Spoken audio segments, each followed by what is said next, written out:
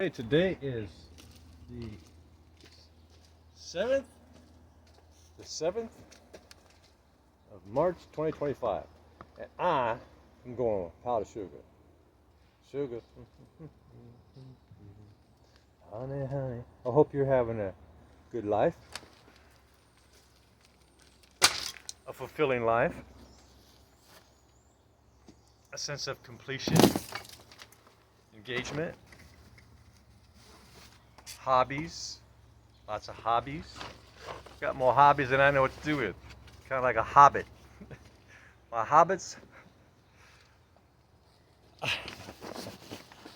Yeah, Lord of the Rings, hobbits. I have lots of hobbits. Lots of hobbies. I put this up there just to create another moisture barrier. Not only that, it gives them a lot of dryness in the front of their hive. So as they're coming in, they have a little more opportunity to dry out a little bit. When they take all that rain, because they're out in the rain. These girls, they don't care. It's raining, they're out there getting food. Coming back here, oh my gosh, it's like all winter long. They're out there, been out here foraging there. I was gonna wait until the sun mostly went down, but I'm just gonna get her done. Today is powder sugar day.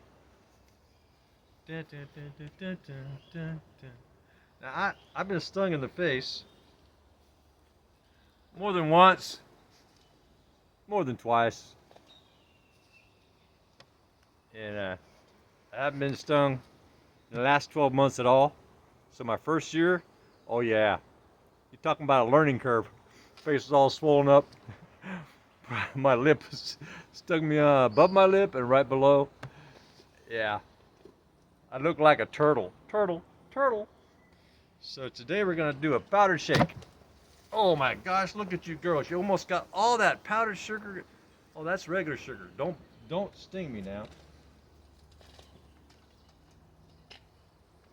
No stinging. Be nice. So I do what's called mountain feeding. So there's white powdered sugar here. I mean, not powdered sugar, just regular white table sugar. See there? Regular table sugar. Right? Mountain feeding. Like the hillbillies. Oh, did I drop some of you girls? Oh, sorry about that, girls. Let's put you right here. Look, Ma, no gloves. And watch my butt get stung, right? It's like just when I thought it was safe to open the hive. So I just take this powdered sugar and about that much. I just shake that stuff right on those girls. Oh, they're running down like something's falling on me. I gotta get out of here. What's happening? I don't know. Run for your life, Sue, Mary. Help! The sky is falling. Something coming at me. I don't know what it is. So I come up with a lot of my own ideas. Let's see what other folks do. And I say, huh, I wonder, what if I did it this other way? Right? And so that's kind of how I do things. I'll get an idea, and then I come up with my own ideas. Oh, you're really heavy. You can't even fly, can you? She's so loaded with powdered sugar. Now, this particular powdered sugar I got, I didn't make my own powdered sugar this time. Just didn't get around to it. I like to make fresh powdered sugar. Just take regular table sugar, put it in a coffee grinder, and voila, you got powdered sugar. The only reason why they put starch in it is so that the sugar doesn't stick.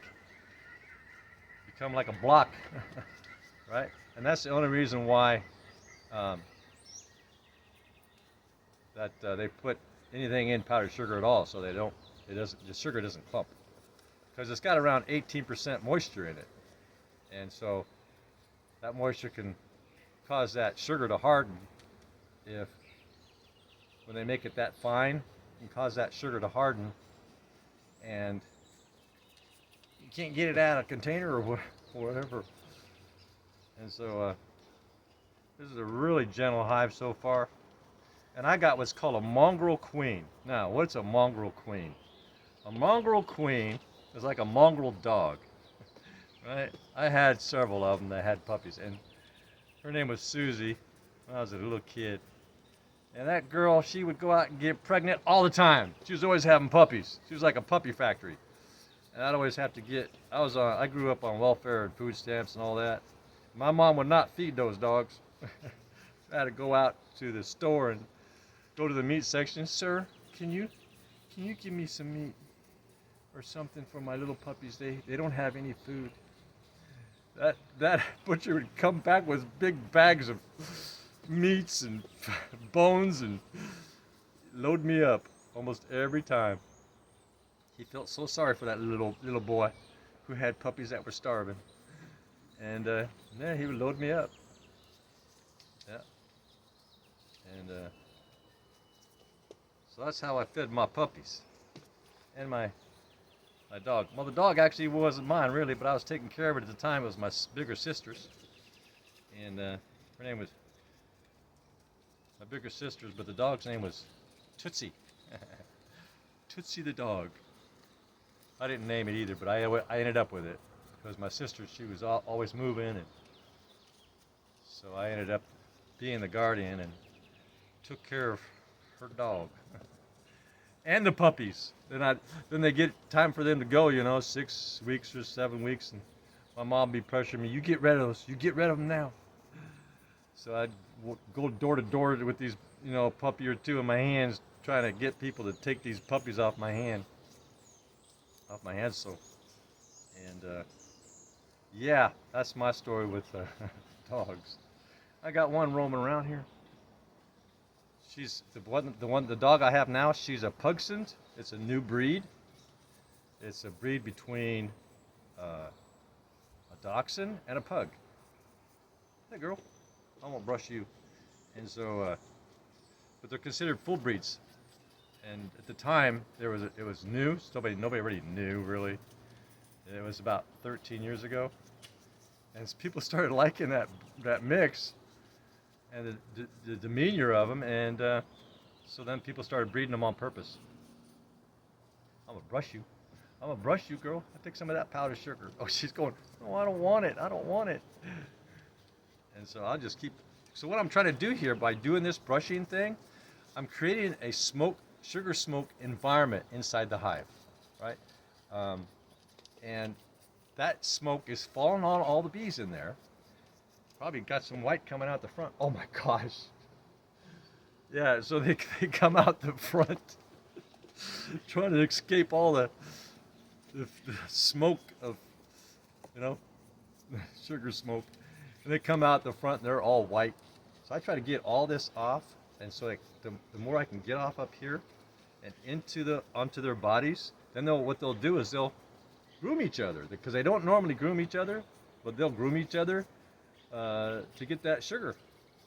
And in the process, they bite off a few mites here and there, and the mites fall through a bottom screen board that I built. And I have what's called Crisco on the panel. It's a little thin little panel, but it's firm. It's pretty firm. It's a little flexible, like plastic almost. And they fall on there. They can't crawl back up into the hive and reinfect the bees. So they get stuck on my panel. And I'm able to do a rural mite count. I did one last Friday. Today's Friday. So I'll be doing this once a week. Get some more smoke in there. And once a week they get this. It's about ready. Well, you ate 3 times more than what you had last week. This was all. Hey, girl. How you doing? How you doing, huh? How you doing? What's up, huh? Oh, you're up. And so, yeah, this was all last week. This was all white in here. Not thick, but it was kind of broken up. It kind of looked like this all the way around here, and they've already eaten it all. Which is to say that, I'm glad I didn't touch you. You would have stung me immediately, wouldn't you? Gotta watch where my fingers go, because their instinct is to sting the second that you touch their body. Even if you're touching them from their back, I watched them, their butt bends up, and she tries to get me from the backside. Like you see her, she's fanning. That butt will, if I go to touch her, her butt will immediately angle up and try to sting me. Yeah, I've experienced that. You girls are about out of. Well, should I throw you some more sugar? Oh, I'll do that later. And that's kind of it for the powder sugar shake. Sugar. Honey, honey. So I see my first marauder today. Now a marauder, they're different, man. They're not focused on going in and out of the hole, the entryway. They're gonna bounce around the cracks. I got this tape here, and this one marauder, she was, hi there, baby. She was bouncing on the cracks, trying to get through the tape, peel the tape back with her mandibles, trying to get into the hive. That's a marauder. A bee that belongs to the hive will not be on the outside of the hive wandering around, right? No. Only marauders, invaders, criminals, homewreckers. I've had my first season. I saw that. I thought, what are they doing on the outside of the box? What is all those thousands and thousands? And all then there was 10,000. Then they went in and they cleaned out my hive, and then the rest of my bees absconded, and that hive died. It was already dying anyway from the varroa mite infection, but the marauders finished it off because it was a weak hive, and they couldn't really protect themselves from marauders anymore. And so this year, I got a very strong hive. Hi, baby. How you doing? Hi. How you doing? Want to get up on my finger? No. Just don't touch me. Don't touch me and we'll be all right. She's taking her antennas and touching my finger. She's angling them towards my finger and inspecting my finger. That's funny. I've never noticed that before. They'll do that as she's touching me with her antennas on purpose. Whoa, cool girl. And smooth day today, powder shake, and I'll do that from here on out.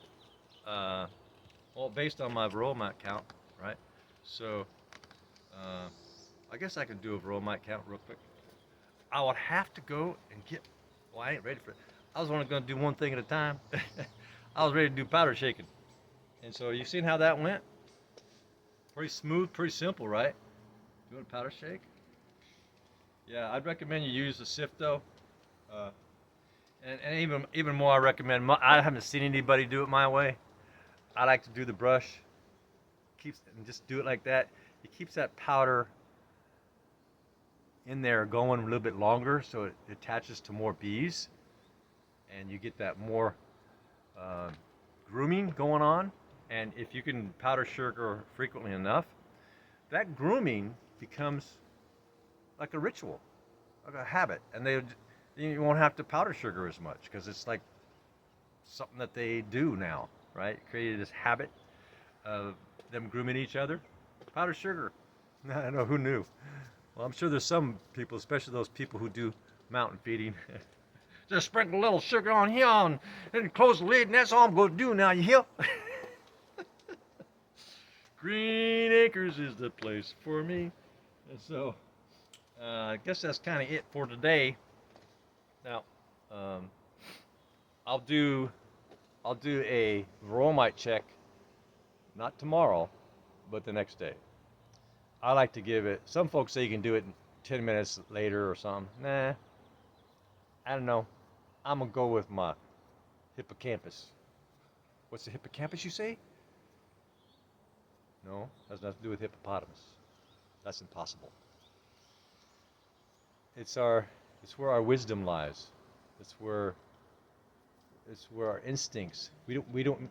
You know, Grandma knew this and Grandma knew that. She couldn't explain why she knew it, but she knew it, and she was right. Hippocampus.